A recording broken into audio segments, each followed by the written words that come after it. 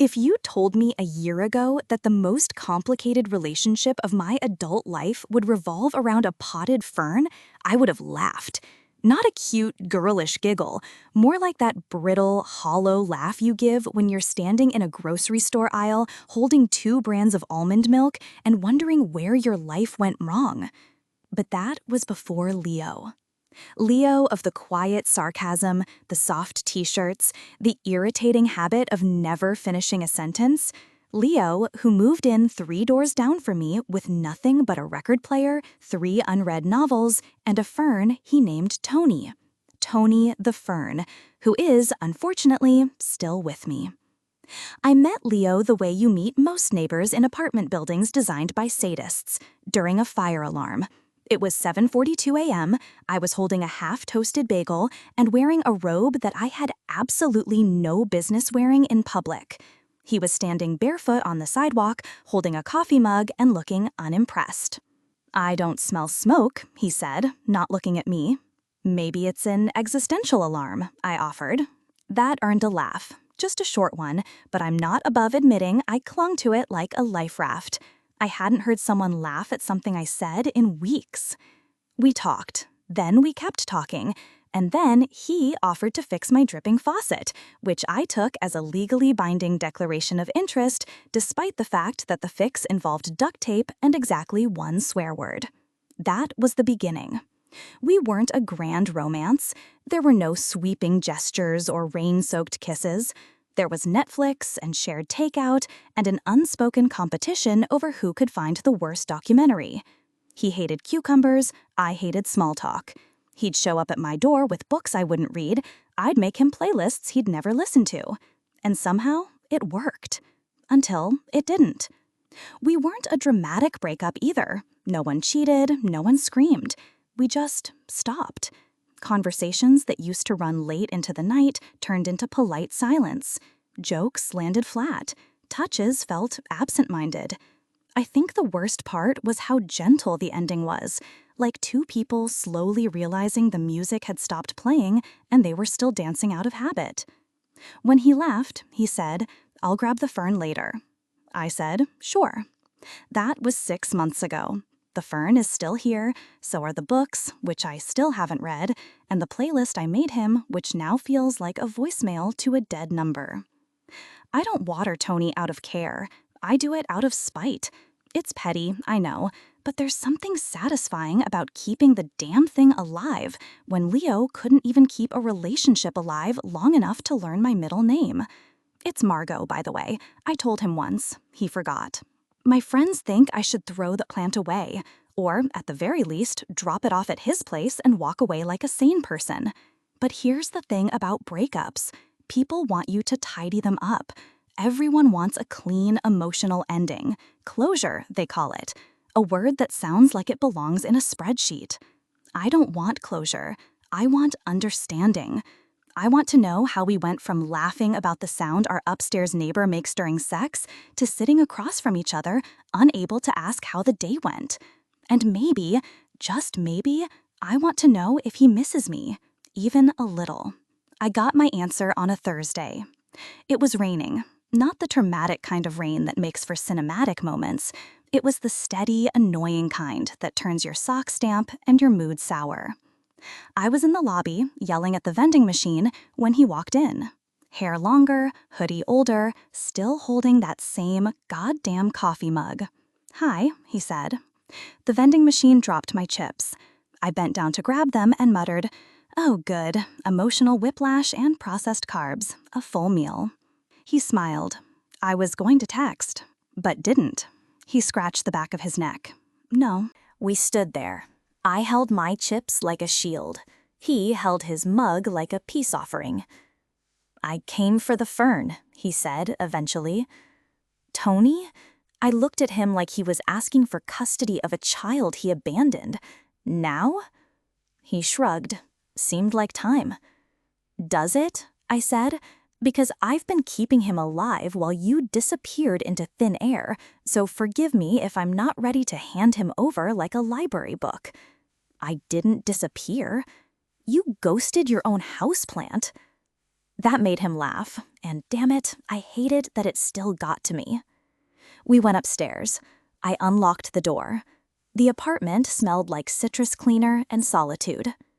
Tony was there, smug as ever, thriving on sunlight and unresolved tension. Leo looked at him, then at me. "I missed you," he said. It wasn't dramatic, no music swelled, no confession spilled. Just those 3 words, delivered too late, too soft, too real. "Then why didn't you come back?" He looked down. "I thought you were done." "You thought wrong." "I didn't know how to fix it," he said. "You stopped laughing. I stopped talking. We were both afraid to say the wrong thing, so we said nothing." Silence again. It filled the room like water. I felt myself sinking in it. Finally, I said, "You still want the fern?" He looked up. "Only if it comes with you." God, what a line. Equal parts sweet and infuriating. "You're lucky I didn't replace you with a cactus," I said. He smiled. Cactus would have died. We didn't fix everything that night. We didn't even kiss. He stayed for tea, we talked about everything except the important things, and he left without the fern. But the next day, he texted, and the day after that, he showed up with breakfast. Then a week later, he brought a record, and I actually listened. We started over, not with grand promises, but with small attempts. We got it wrong, we got it awkward, but we also got it honest. The fern still lives with me. I think Leo knows better than to ask for it again. Some things you don't return. You just grow around them. Leo texted the next day. "Sorry I was weird. The fern looks good, so do you. Want coffee?" It took me 3 hours to reply with, "Sure, as long as it's not metaphorical." We met at a tiny cafe halfway between our apartments. The kind with mismatched chairs, moody lighting, and a barista who clearly thought espresso was an art form and I was failing to appreciate it. Leo was already there, fiddling with a sugar packet like it owed him money. "I didn't think you'd actually come," he said, standing up slightly when I sat down. "I didn't think you'd actually text," I said. We were back in familiar territory, teetering on the edge of sarcasm, using it like bubble wrap for our real feelings. I took a sip of my too-hot coffee and burned my tongue immediately. Classic. Leo looked older. Not in a bad way, just a little more lived in. The lines near his eyes looked deeper. I wondered if he noticed the new ones on mine. "I've been thinking about how we ended," he said, and my stomach did that annoying thing where it tried to preemptively protect me by bracing for emotional impact. "You mean how we faded like a sitcom in season 6? He smiled sadly. "Yeah, that." We sat in silence for a while, but it wasn't hostile, just tentative. "I didn't handle it well," he said. "No," I agreed. "You really didn't." Leo nodded. "I got scared. Things were good, and then they weren't, and I didn't know how to say I didn't want to lose you without sounding like I already had." I stared at the steam rising from my coffee, wondering how something could be both beautiful and vaguely insulting. "Why now?" I asked. "Why come back after all this time?" He hesitated. "Because I still think about you every morning when I make coffee, and because I can't stop wondering if maybe we just quit too soon." Weirdly, I knew what he meant. I'd never admitted it out loud, but I still had his spare toothbrush. Not because I was clinging, though I definitely was, but because throwing it away felt too permanent, like deleting a photo you might want back someday.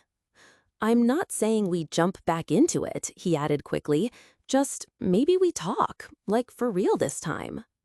The logical part of me wanted to say no, to protect myself, to walk away and finally repot that stupid fern and move on.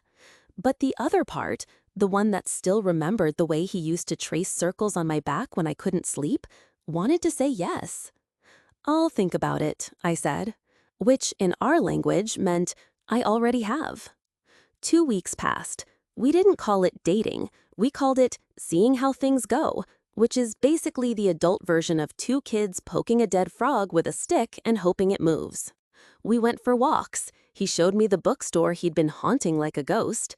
I invited him over and made pasta that stuck to the pan, and he claimed it was artisanal. We argued about a movie neither of us liked and laughed harder than we had in months. It was better and worse because now we knew how it could fall apart. That made every moment feel more precious and more fragile. One night, we sat on my couch, Tony the fern looming in the corner like an unwanted chaperone. "Why didn't you tell me you hated that one playlist?" I asked out of nowhere. Leo blinked. "Which one?" "The one with all the sad 90s acoustic songs. You made a face every time it played." He winced. "Okay, yes, it was a little damp." I threw a pillow at him. "You could have just said something." "You were so excited about it," he said, laughing, "and I figured, what's a few sad songs if you're smiling?" That's the thing about Leo. He's not romantic in the traditional sense, no grand gestures, but he remembers the weirdest details, the way I crack my knuckles when I'm nervous, the brand of chocolate I pretend not to like so I won't eat the whole bar, the fact that I hate being touched when I'm crying but still want someone in the room. We were good at being close, just not at staying close. So I asked the question I'd been avoiding. What if we mess it up again? He looked at me for a long time, not dramatically, just honestly. Then we do, but this time we talk about it before we shut the door. Simple, but revolutionary, considering how we'd imploded before. We didn't kiss that night. We just held hands while the credits of a documentary rolled on without either of us watching. By month 2, we had a rhythm. It wasn't perfect. He still talked in half sentences. I still had trust issues you could see from space, but there was effort. And effort, as it turns out, is pretty damn romantic when you've lived without it. We went to a friend's wedding together. He wore a tie I picked out. I wore the heels he liked, the ones that hurt but made my legs look great. We danced awkwardly, drank too much, and snuck out before dessert to sit in the car and make fun of the playlist. He kissed me then, not like the first time, not like the last time, like someone choosing to do it, fully aware of the risk. That night, I gave him back his toothbrush. Not a symbol, just a thing. A quiet way of saying, "Okay, I'm letting you back in." He left Tony, though. "He's yours now," he said, smiling. "Besides, he likes the window light here." 6 months in, we still had bad days. There were disagreements about everything from laundry habits to whether pineapple on pizza was a crime. It is. But we talked more. We joked more. We stayed when things felt hard. One night, during a thunderstorm, the power went out. We lit candles and lay on the floor talking in the dark. "I used to be terrified of this," he said. "The dark? No, you." I rolled my eyes, flattering. "I mean, loving you. I kept waiting to mess it up, and when I did, it felt inevitable." I was quiet for a moment. Then I said, "You don't have to be perfect, Leo. Just stay, even when it's messy." "I can do messy," he said, "especially if there's wine." We clinked glasses. Somewhere, Tony rustled approvingly. It wasn't a kind of love you write poems about. It was real, flawed, funny, full of burnt pasta and long silences and occasional tears. But it was ours. And this time, I wasn't watering the plant out of spite. I was watering it because it made me feel like something could come back to life, even after it looked like it had withered. So if you ever come over and see a healthy, thriving fern on the windowsill, don't ask about it. Just know that plant's been through a lot, and somehow it's still growing.